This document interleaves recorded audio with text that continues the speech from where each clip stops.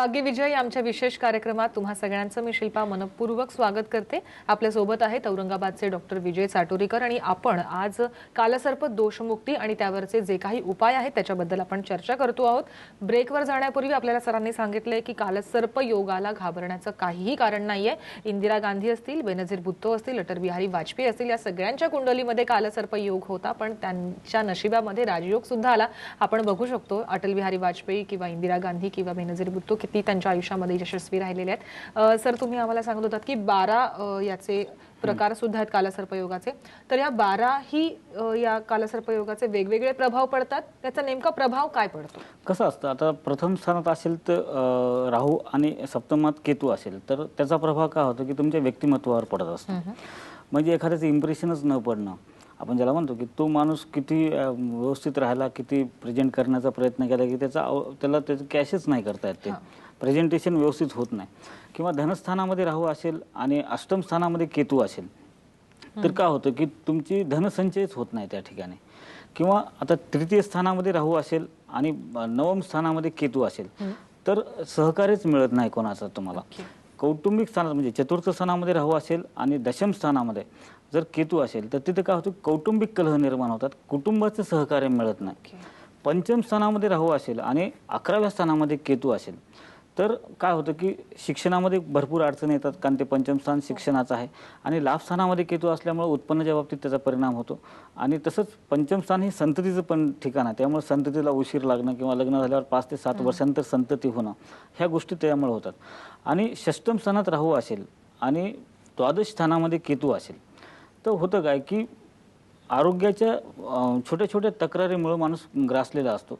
म्हणजे त्याला कोणतीही गोष्ट करताना काही ना काहीतरी प्रॉब्लेम येत असतात। किंवा आपण असे मुलं पाहतो की परीक्षेच्या वेळेस आजारी पडणारे किंवा दर 1.5 महिन्याला काही ना काहीतरी त्यांना दवाखान्यात मेडिकल करावं लागतं। हे असे जे त्रास होतात ते आरोग्याच्या दृष्टीनं, किंवा ते शत्रुस्थान पण आहे, त्यामुळे शत्रूचा पण त्रास त्याच्यामुळे होत असतो। सप्तमात राहू असेल आणि केतू जर प्रथम स्थानामध्ये असेल तर वैवाहिक जीवनामध्ये किंवा पत्नी मिळताना थोडाफार त्रास होतो, त्या दृष्टीने त्याचे उपाय करणं गरजेचं असतं। अष्टमात म्हणजे मृत्यूस्थानामध्ये राहू असेल आणि द्वितीय स्थानात म्हणजे धनस्थानामध्ये केतू असेल तर तेव्हा आपल्या वडिलोपार्जित प्रॉपर्टी असेल किंवा त्यांच्याकडून मिळणारं जे काही विम्याची रक्कम वगैरे असेल याच्यामध्ये आपल्याला त्रास होतो, ते लवकर मिळत नाही। भाग्यस्थानामध्ये राहू असेल आणि तृतीय स्थानामध्ये केतू असेल तर अशा वेळेस काय होतं की तुम्हाला स्टॅबिलिटी मिळत नाही, स्थिरता येत नाही। दर 2 वर्षाला 1.5 वर्षाला आपण जॉब बदलणं म्हणतो ना, किंवा स्थिरता मिळत नाही, अनस्टॅबिलिटी असते। वेगवेगळे व्यवसाय करून बरेच जण आपण असं पाहतो की अनेक व्यवसाय करतात पण त्यांना यशच मिळत नाही, 10-10, 15-15 व्यवसाय करतात पण त्यांना यश नाही मिळत। आणि दशम स्थानामध्ये राहू असेल आणि चतुर्थ स्थानामध्ये जर केतू असेल तर अशा वेळेस त्यांना काय करावं हे सुचत नाही, कारण त्यांना दिशाच मिळत नाही। कारण कर्म जे असतं, कर्मस्थानात जर राहू आला तर तो प्रत्येक गोष्टीला विलंब लावतो।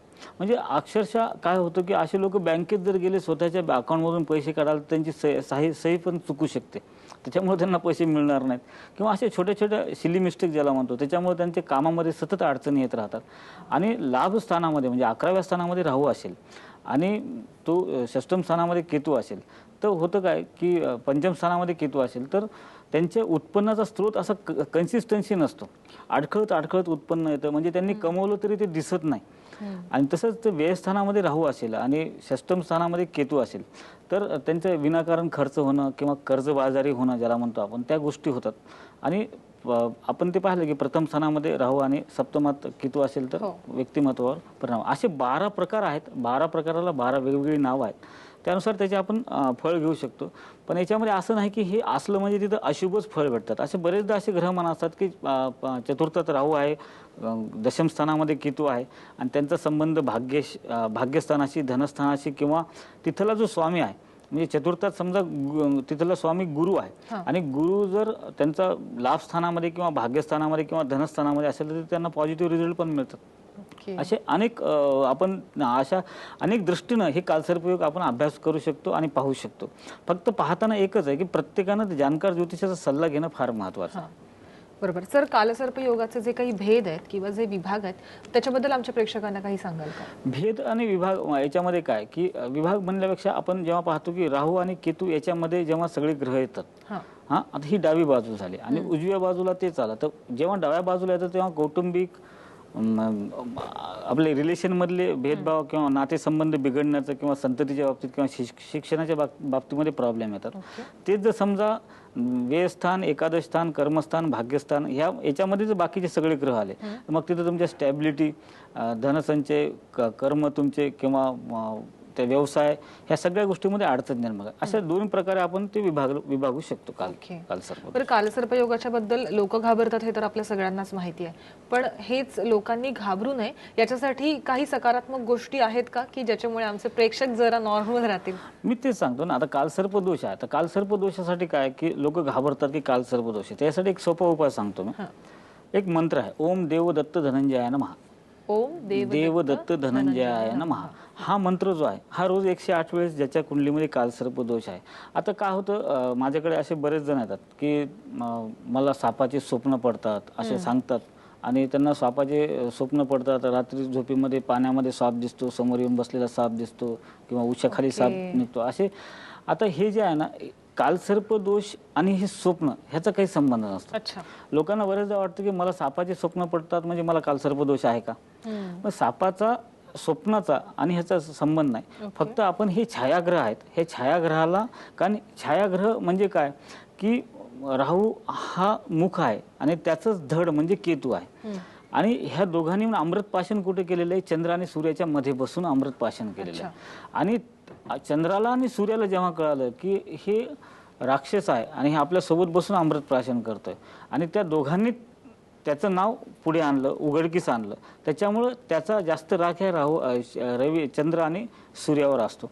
त्यामुळे होतं काय की जेव्हा जेव्हा रवी राहू सोबत येतात किंवा चंद्र राहू सोबत येतात अशा व्यक्तींना जेव्हा कालसर्प येतो तेव्हा तिथं त्रास होतो.